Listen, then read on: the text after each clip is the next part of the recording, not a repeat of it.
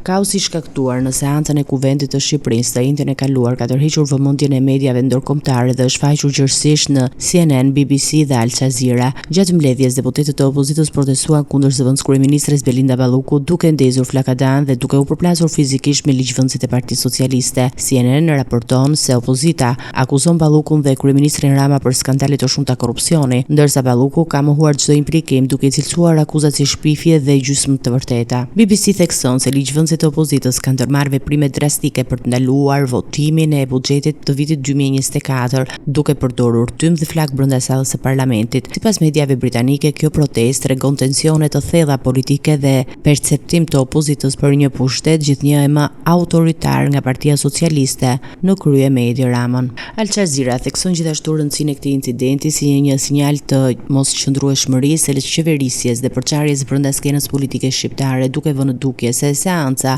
e ka kthyer parlamentin një aren konflikti fizik dhe verbal. Analistët e UAE vlerësojnë se këto përplasje mund të kenë ndikim edhe në imazhin ndërkombëtar të Shqipërisë, veçanërisht në kontekstin e integrimit evropian dhe bashkëpunimit me institucionet ndërkombëtare.